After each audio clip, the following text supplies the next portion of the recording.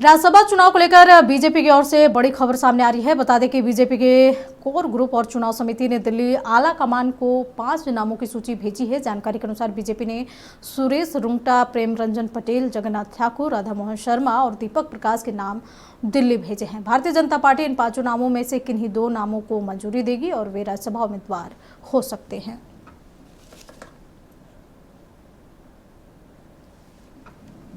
इस खबर पर अधिक जानकारी के लिए हमारे साथ बिहार स्टेट हेड मरगू बालम जुड़े हुए हैं। मरगू, बड़ी खबर आ रही है जहां की दिल्ली आला कमान को बीजेपी ने 5 नामों की सूची भेजी है, जिसमें बताया जा रहा है कि इन्हीं 5 नामों में 2 पर मुहर लग सकती है।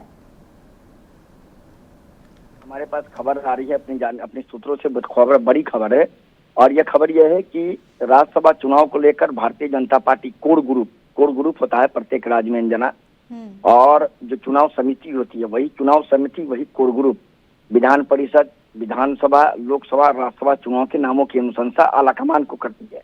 तो भाजपा की जो प्रदेश कोर ग्रुप है उसने 5 नाम भेजे हैं बीजेपी आलाकमान को। इनमें सुरेश रुंगटा, प्रेम रंजन पटेल, जगन्नाथ ठाकुर, राधा मोहन शर्मा और दीपक प्रकाश के नाम है। दीपक प्रकाश को भी आप जानती हैं, वो झारखंड से हैं और बिहार के सह प्रभारी हैं भारतीय जनता पार्टी के, उनका भी नाम भेजा गया है। और सबसे महत्वपूर्ण यह है कि इन 5 नामों में से 2 नाम पर मुहर लगना है। अब सवाल यह है कि सामान्यतः जो चुनाव समिति के द्वारा नाम भेजा जाता है उन्हीं नामों पे किसी नाम पर मुहर लगती है, लेकिन अंतिम समय में फैसला पलट भी सकता है। तो इन 5 नामों में से 2 नामों पर मुहर लगेगी, लेकिन एक नाम पवन सिंह का आ रहा है, जिसके बारे में कहा जा रहा है कि पवन सिंह ने राष्ट्रीय अध्यक्ष नितिन नवीन से मुलाकात भी की थी।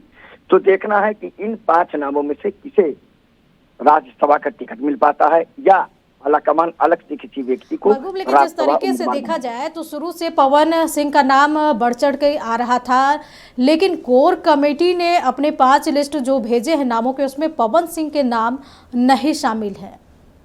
बिल्कुल अंजना, बहुत अच्छा सवाल किया आपने। ये होता है अमूमन, जो कोर कमेटी की अनुशंसा होती है उस कोर कमेटी की अनुशंसा को ही माना जाता है, लेकिन कुछ मामलों में अपवाद होता है। विधानसभा चुनाव के दौरान भी कई ऐसे मामले हैं जिनमें अपवाद हुआ। जो कोर कमेटी की अनुशंसा थी, आलाकमान ने उस अनुशंसा को नजरअंदाज कर दिया और नए लोगों को वहां से टिकट दिया। तो इस बार भी ये संभावना हो सकती है। हालांकि 5 नामों में से 1 नाम पर मुहर लगने की संभावना है। देखना है कि आलाकमान इन 5 नामों में से 2 नामों पर मुहर लगाता है, 1 पर मुहर लगाता है या 5 नामों को रिजेक्ट कर देता है। यह कह पाना मुश्किल है, लेकिन इतना जरूर है कि संभावना इस बात की है कि आज शाम तक या देर शाम तक हो सकता है भारतीय जनता पार्टी उम्मीदवार की घोषणा कर सकती है। चलिए मरगूब, नजर बनाए रखें। तमाम जानकारी के लिए आपका बहुत बहुत शुक्रिया। तो बता दें, राज्यसभा चुनाव को लेकर बीजेपी की ओर से बड़ी खबर सामने आ रही है, जहां की बीजेपी के कोर ग्रुप और चुनाव समिति ने दिल्ली आलाकमान को 5 नामों की सूची भेजी है।